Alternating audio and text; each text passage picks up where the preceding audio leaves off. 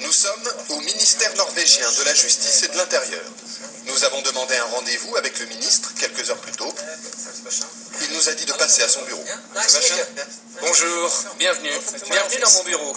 Le bureau du ministre norvégien de la Justice et de l'Intérieur. Nommé il y a 2 ans, Knut Storberget n'a presque rien changé à la déco. J'ai juste apporté quelques photos de ma fille et aussi une œuvre d'art contemporain de mon autre fille.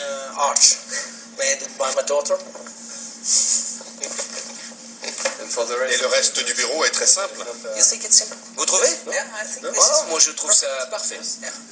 Ça vous suffit? Absolument. Je suis très fier de mon bureau. Parfois, le ministre finit sa journée un peu plus tôt que d'habitude. Et vous avez fini votre travail? Oui, j'arrête là. Et quelle heure est-il? Ne le dites pas au Premier ministre, mais il est 15h15. Il est temps d'aller chercher mes enfants à l'école et à la crèche. À 42 ans, Knut est l'un des ministres les plus importants du gouvernement.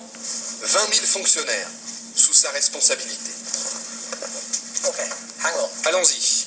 Pourtant, il s'en va seul, sans garde du corps.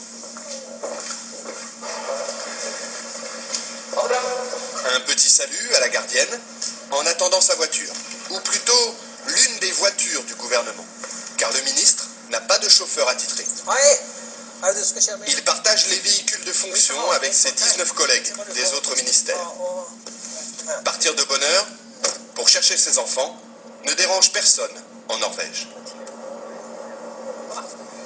Hei, Marit! Hei! Kroppen. Skal du være med hjem?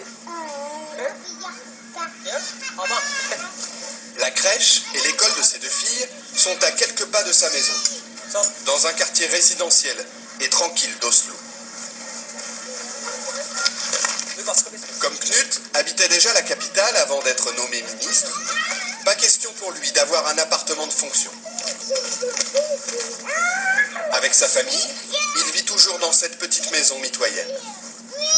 Et le grand plaisir du ministre, quand il rentre chez lui, c'est de préparer le dîner.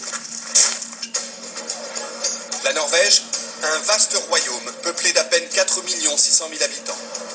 Monarchie parlementaire où les citoyens tutoient leurs députés et leurs ministres. Un pays riche de son gaz et de son pétrole. Mais la Norvège, c'est aussi une culture de protestants rigoristes. On ne badine pas avec l'argent public. La transparence financière est un dogme, la corruption des élus, un péché capital. Et ce pays, c'est aussi celui d'Eva Joly. La juge franco-norvégienne travaille depuis 5 ans à Oslo. En France, elle a instruit l'affaire Elf et obtenu la condamnation de la plupart de ses dirigeants. Elle conseille désormais le gouvernement norvégien pour la lutte contre le blanchiment. Ici, Eva Joly est une célébrité. Pour autant, pas question de mener grand train. Elle est soumise aux mêmes règles que n'importe quel fonctionnaire. Ses déplacements, par exemple.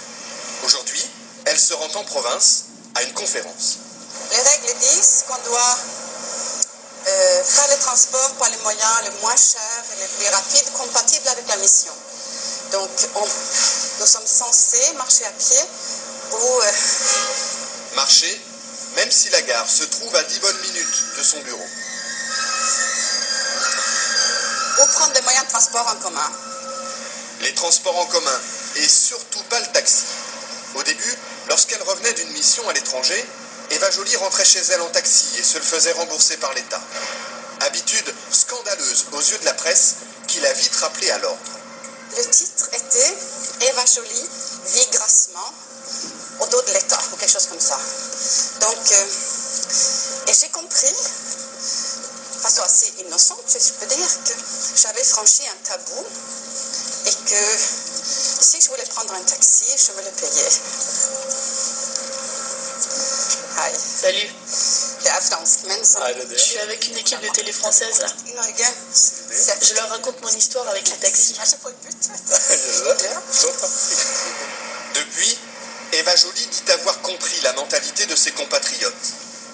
Cette intransigeance lui apparaît comme une vertu démocratique. C'est un garde-fou très efficace et qui évite tout dérapage. Je pense qu'en France, on a vraiment vu ce que ça donne quand il n'y a pas de contrôle. Et aujourd'hui, on trouve un état je pense, de mépris du politique qui est beaucoup dû à tous les excès non réprimés, non constatés. Même. En France. En France. En France, élus et ministres disposent d'une enveloppe pour leurs frais quotidiens, sans justificatif. En Norvège, c'est l'inverse. Ils doivent tout avancer et ne sont remboursés que sur facture. La preuve, avec le ministre des Affaires étrangères en déplacement officiel dans le nord du pays. Là aussi, sans garde du corps. Ce jour-là, il inaugure une école de commerce, visite une base militaire, rencontre les élus locaux. Et il déjeune comme tout le monde sur le pouce. Sandwich, café et gâteau sec. Cette fois-ci, ce sont ses hôtes qui l'invitent. Le ministre n'a rien à débourser. C'est lui qui paie le café. Mais d'habitude, il dispose d'un forfait très serré. 50 € pour 2 repas, 120 € la nuit d'hôtel. Il y a une limite pour chaque jour, hôtel, repas, couvert. Et si on dépasse cette somme, on doit le payer De votre poche. de son poche. Son assistant garde précieusement les reçus du taxi. Il sait qu'on va les lui réclamer. Pour l'embarquement du vol retour, le ministre fait la queue. Tout traitement de faveur serait mal vu. Mais il ne faut pas croire que parce qu'on est ministre, on est différent. Ça, c'est très dangereux. Hein? C'est faux et c'est dangereux. Au contraire, il faut montrer, à mon avis, qu'on peut vivre la vie de tout le monde, faire l'expérience de tout le monde, être proche de cette vie que tout le monde vit. Parce que ça donne à la fin une crédibilité à la politique qu'on essaie.